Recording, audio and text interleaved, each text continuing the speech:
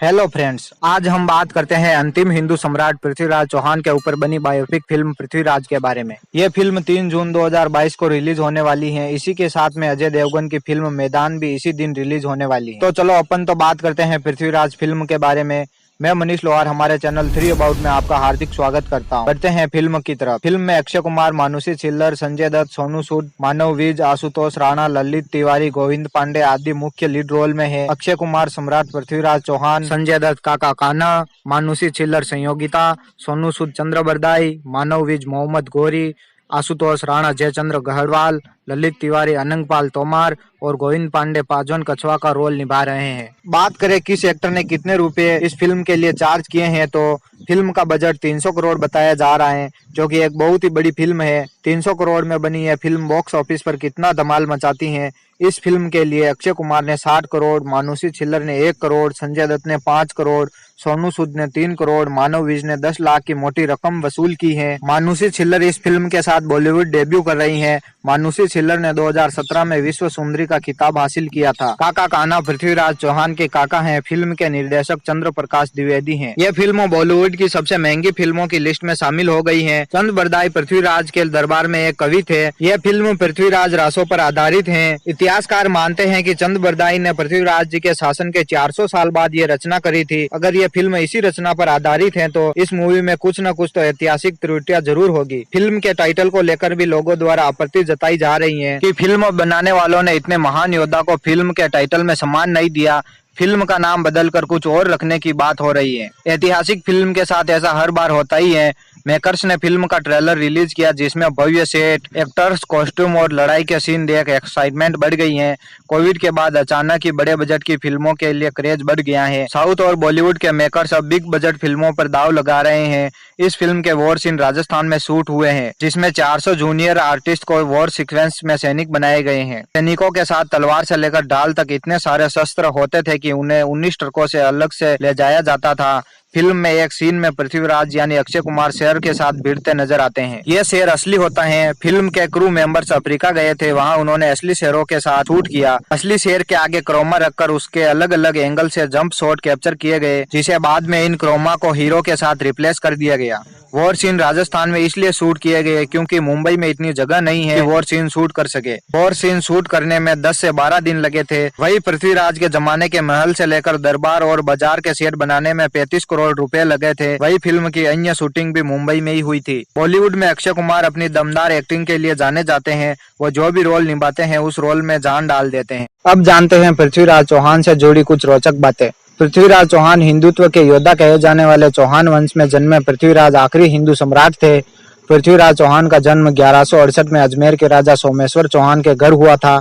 उनकी माता का नाम कमला देवी था। पृथ्वीराज चौहान ने 13 साल की उम्र में ही बिना किसी हथियार के एक बाघ यानी शेर को मार गिराया तथा इसी उम्र में उन्होंने गुजरात के राजा भीमदेव का भी वध किया था। इनकी वीरता से खुश होकर उन्हें पुरस्कार के तौर पर उनके नाना ने उन्हें दिल्ली का राजा घोषित कर दिया था। पृथ्वीराज चौहान ने 13 साल की उम्र में ही अजमेर के राजगढ़ की गद्दी को संभाल लिया। बचपन से ही उन्होंने शस्त्र और शास्त्र दोनों को सीखा। पृथ्वीराज चौहान के साम्राज्य में हिंदुस्तान के उत्तर पश्चिम का इलाका था, जिसमें पंजाब, हरियाणा, राजस्थान, उत्तर प्रदेश और आधा गुजरात शामिल था। पृथ्वीराज चौहान ने संयोगिता से शादी की थी। संयोगिता जयचंद्र गहड़वाल की बेटी थी। जयचंद्र पृथ्वीराज के दुश्मनों में से एक थे।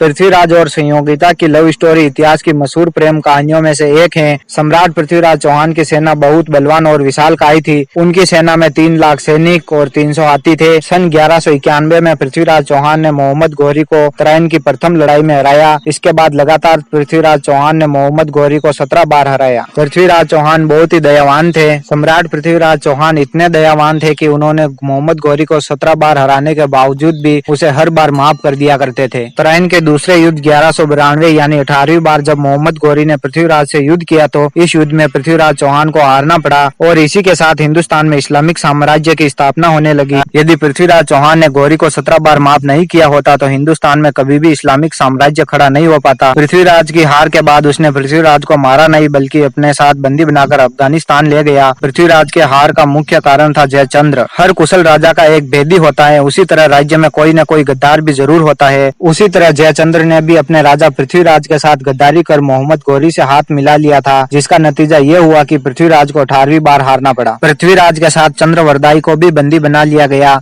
मोहम्मद गौरी ने इंसानियत की सारी हदें पार कर दी जब उसने अपनी 17 बार हार का बदला लेने के लिए पृथ्वीराज की आंखों में लोहे की गर्म सलाखें घुसा दी और उनकी आंखें फोड़ दी। पृथ्वीराज को मारने से पहले मोहम्मद गौरी ने चंद्रवरदाई के द्वारा पृथ्वीराज की अंतिम इच्छा पूछी तो पृथ्वीराज ने अपनी शब्द भेदी बाण कला का प्रदर्शन करने की इच्छा जताई और गौरी भी मान गया। पृथ्वीराज और चंद्रवरदाई ने गौरी को मारने की योजना बना दी थी। जैसे ही कार्यक्रम शुरू हुआ तो चंद्रवरदाई ने पृथ्वीराज को संकेत के रूप में एक पंक्ति बोली, 4 बांस 24 गज अंगुल अष्ट परमाण, ता ऊपर सुल्तान है मत चुके चौहान। ये सुन के गौरी के मुंह से शाबाश निकला। पृथ्वीराज तो गौरी की आवाज की ही प्रतीक्षा कर रहे थे। जैसे ही गौरी ने शाबाश बोला, पृथ्वीराज ने शब्द भेदी बाण चलाया और गौरी को मार दिया। गौरी के मौत के तुरंत बाद पृथ्वीराज और चंद्रवरदाई ने एक दूसरे को भी मार दिया। यह समाचार सुनते ही संयोगिता ने भी अपने प्राण त्याग दिए। ये तो थी इस फिल्म की कहानी। अब रिलीज के बाद यह फिल्म कितना कलेक्शन करेगी यही देखना बाकी है।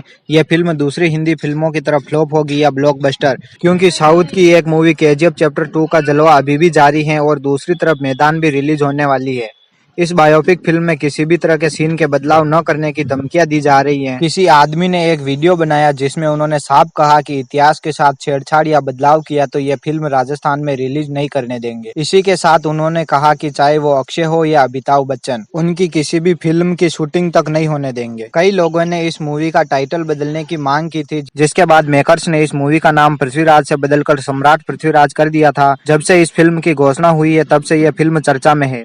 इस फिल्म का ट्रेलर रिलीज होने के बाद यह फिल्म अलग अलग कारणों से विवादों में घिरती रही है। रिलीज के पहले ही इस मूवी को 2 देशों में यानी ओमान और कुवैत में बैन कर दिया गया था। हालांकि इस फिल्म को इन देशों ने बैन क्यों किया इसका अभी तक कोई कारण सामने नहीं आया। वही मेकर्स ने भी बैन से संबंधित खबर का ऑफिशियल अनाउंस नहीं किया था। इसके बावजूद यह भी कहा जा रहा है कि साल में 3 से 4 फिल्में करने वाले अक्षय कुमार अधिकतर कॉमेडी फिल्मों में ही ज्यादा अच्छे लगते हैं। इसके साथ ही लोगों का यह भी कहना है कि इस मूवी को बनने में कम से कम 1 से 1.5 साल लगना चाहिए था ताकि ये फिल्म सुपर ब्लॉकबस्टर साबित हो। ऐसी फिल्मों की शूटिंग को टाइम देना पड़ता है जो अक्षय कुमार के पास नहीं है, क्योंकि वो तो एक फिल्म को 40 दिन में ही पूरी शूट करवा देते हैं। पृथ्वीराज फिल्म को शूट होने में 42 से 43 दिन लगे थे, जो कि बहुत ही कम दिन है। अक्षय कुमार ने इस मूवी के प्रमोशन के दौरान ये कहा था कि इस फिल्म के ऊपर से टैक्स हटाया जाए ताकि इस फिल्म के जरिए सभी सम्राट पृथ्वीराज का शौर्य और वीरता देख सके। इसके जवाब में लोगों ने कहा कि ऐसा है तो आपने 60 करोड़ रुपए क्यों लिए, आप कम रुपए में भी ये फिल्म साइन कर सकते थे।